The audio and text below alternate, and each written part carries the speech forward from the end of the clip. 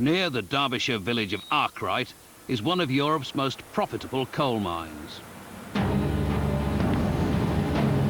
Instead of tunnelling through earth to find the precious coal seam, open cast mining tears away the surface to reveal it. One bite of this 600-ton excavator's shovel lifts 40 tons of rock and earth. 5 bites, and 2 minutes later, the skip of this American-built Caterpillar truck is full.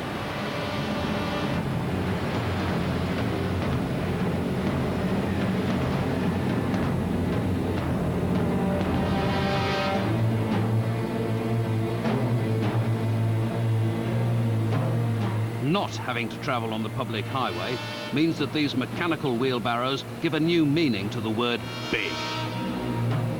The bigger the excavator, the bigger the truck, the more efficient it is. It's the economies of scale as it is in so many things. And it's because you need to take vast volumes of waste material away, get the coal, and then bring it back again afterwards to fill the hole up. Only when a man stands next to this metal monster do its vital statistics become truly apparent. Well, what we have here is a 789 Caterpillar dump truck, capable of carrying 180 to 200 tons of material at one particular time, with a V16 cylinder engine in, 4 turbocharged, may I add, right, with a 69,000 cc engine. Now that's really something else. I mean, take for instance, look at the size of the front grille here. It's like the side of a bungalow, isn't it? I mean, behind there we have tucked in a great big radiator. I mean, gee, look at the tyres. Tyres alone. I mean, they're something else. They weigh 5 tons on the rims.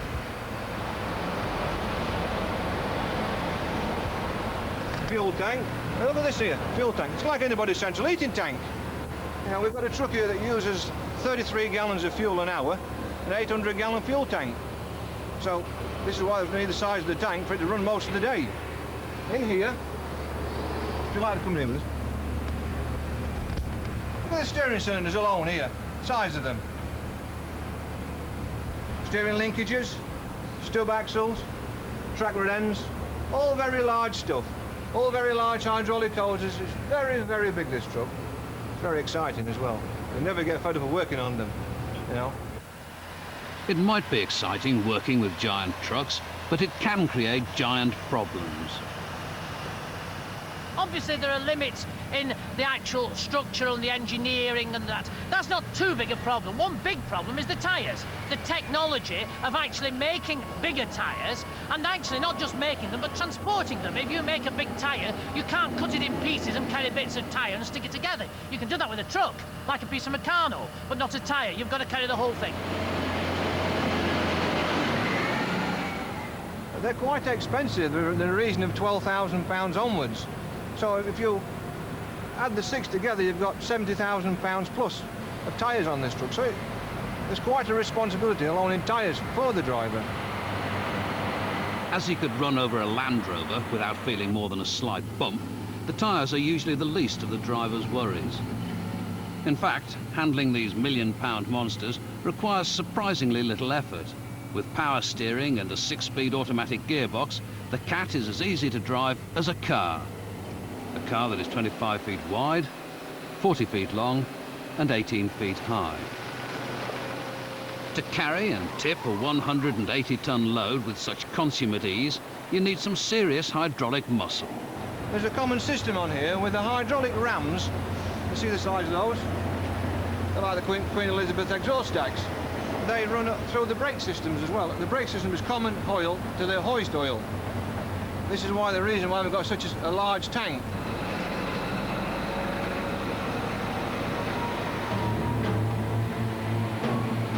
In contrast to the colossal earth moving by the dump trucks, the final extraction of the coal is more like digging up the high street.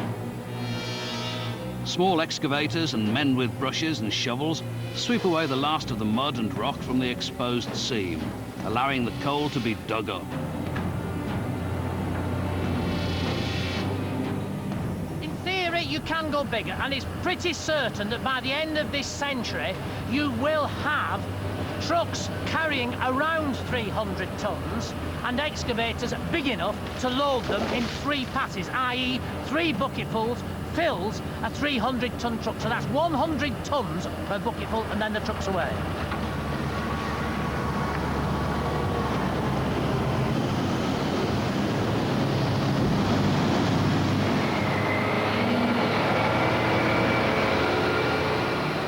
Trapped by their size, dump trucks rarely leave sight. Dismemberment is their only escape.